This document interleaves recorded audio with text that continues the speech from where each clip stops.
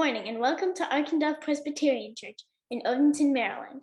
I'm Lily Gray, your substitute host on The Lobby, the weekly program on the life and ministry of the church. Today is Palm Sunday, which means Easter is next week. I'll be talking to Pastor John about what's happening this week and about Logos, which just ended for the year. I'll miss Logos. But first, let's talk about everything else going on at Arkandale. This Thursday, we will have a Maundy Thursday service at Communion at 7 p.m. On Friday, we will have a Good Friday service at 7 p.m. We are still accepting the 1 great hour of sharing offering, which will go to help people in need near and far. Fill up your fish banks, or if you're an adult, you can write a check, donate by text, or PayPal on the Arkandale website. Yesterday, the Ukrainian egg decorating fundraiser brought in over $600 for Presbyterian disaster assistance. So thank you to all who donated. Tomorrow, April 11th, is a meeting for the Gleam Family and Ally Support Group at 7 p.m. over Zoom. Get your invite from Amy Target. Tuesday, April 12th, our refugee resettlement team is meeting, also at 7, to continue planning how to host an Afghan family. Get your Zoom invite from Deacon Debbie Airy. A new music group is starting up soon for kids in 4th to 8th grade. We will be playing hand chimes. Rehearsals will be on Tuesday nights. Get more info from Abby Boudreau or Christina Nelson. The crafting group will meet again next Monday, April 24th. Talk to Amy Tardif about zooming in with the crafters at 7. Are you ready to see live theater again? The Friendly Seniors invite you to go see the play Fences by August Wilson at the Bowie Community Theater on April 24th at 2 p.m. The deadline for reduced price tickets is tomorrow, so please see Joan Berry today or tomorrow to get in on the discount. Finally, our Usher team would like to have more people join them to provide hospitality and keep the worship services running smoothly. If you are over 15, like to help people in person, and can get to church 20 minutes early, please see Greg Magar for training and shadowing an usher. Now today for our interview, I'm happy to welcome Pastor John to talk about our Logos year and give a preview of what will happen this coming week. Good morning, Pastor John. Good morning, Lily. It's good to see you. Glad that you're hosting the lobby. Thanks. This past Tuesday was the last day of Logos for the school year. What was the theme of Logos this year? We talked about the Psalms, right? Those songs that are in the Bible, and they help us to express all of our emotions, the happy ones, the sad ones, and everything in between, right? Do you remember some of those lessons? Yeah. Yeah. Do you have any favorite memories from Logos this year? I liked playing Sharks and Minnows. Did you like playing Sharks and Minnows? Yeah. My best memory is the time that we made the My Feelings Are a Work of Art banner. Oh, that was a good one. Yeah. I love that one too. We hung that in the lobby for a long time. I think we still have it. I also I remember a lesson that I did. Remember the lesson on anger with the red balloon? Yeah. Yeah, and we just let it go flying into the room, and that was kind of showing us that if we don't tell God about our anger, then we can sometimes fly off. And then you and your friends all talked about things that you get angry about, and we had a little prayer where we could tell God about our anger. And I also really liked that because y'all had some really good things to share. It was really nice having dinner together last week. Do you think we'll go back to having dinner every Tuesday next year? I hope so. I mean, I hope that we can have dinner on a more regular basis because we only had it, at the end of the year. We did have snacks every week, and I'm thankful for Miss Linda always coming through with some great snacks that we shared together every week. So that was pretty good, right? Mm-hmm. Yeah. So we'll see what we can do for next year. We'll always keep our friends in the safest way possible. So does anything happen over the summer that's similar to Logos? Nothing. We just stare at the wall all summer, twiddle our thumbs until Logos begins again. I know. I'm just messing with you. Well, two things. Two things are happening. For older youth, see, this is something you can look forward to. The beginning of July, July 10th to the 16th, we're going to our big Logos camp. And this is for, yeah, 8th grade through 12th grade. So you got a little time to until you get to join that, Lily, but you'll be there soon. I am going to go to a summer camp this year. You are? Are you overnight? Are you gonna stay overnight? No, it's Okay. Someday I hope that you get to join our Logos camp for some of our older youth.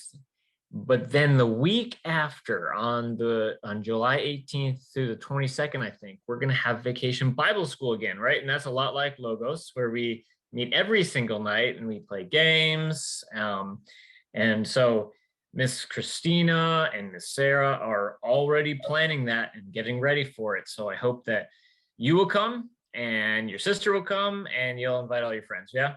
Sound good? we will. All right. Very good. This coming week is the busiest of the church year.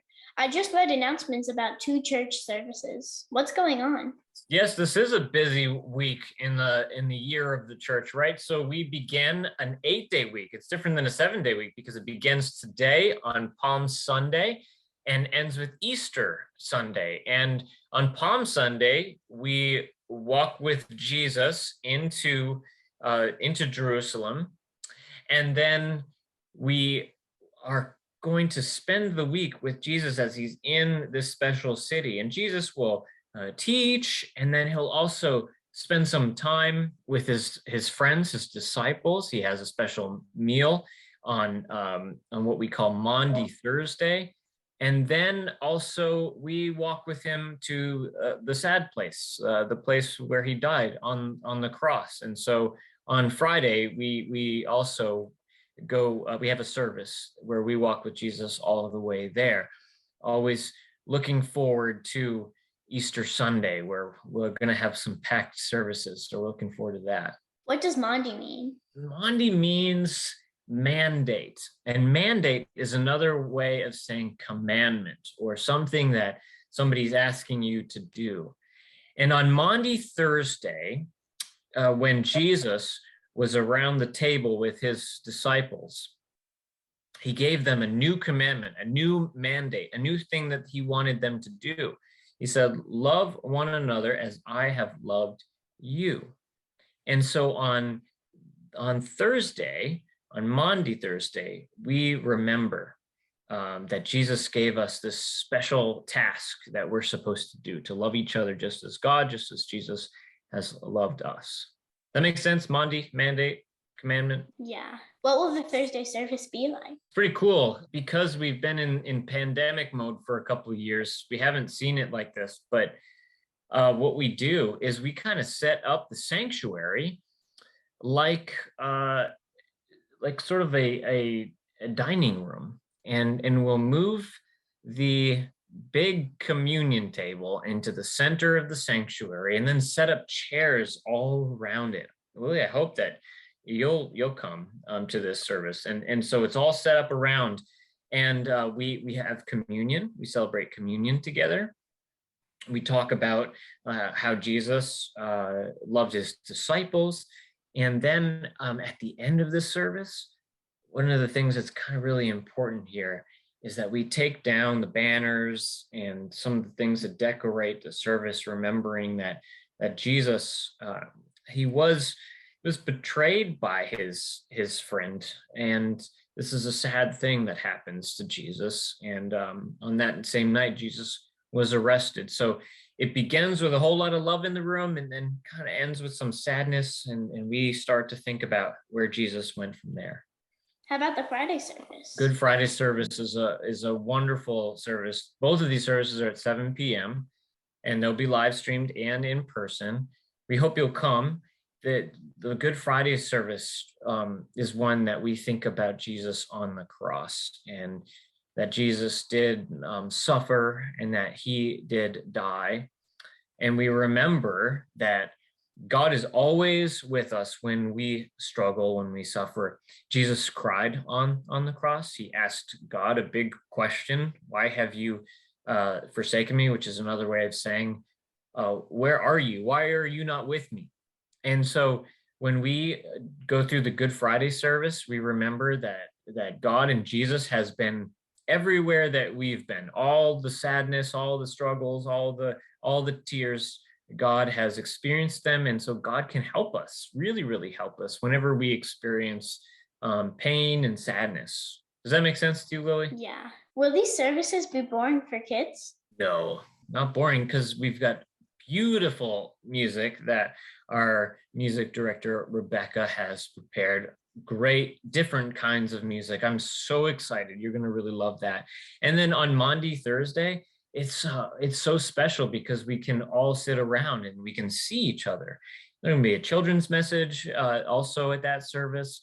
So this is going to be good. You're going to want to be there, and it's something that you'll remember because we're trying to imagine ourselves in that upper room that Jesus spent his last night with his disciples.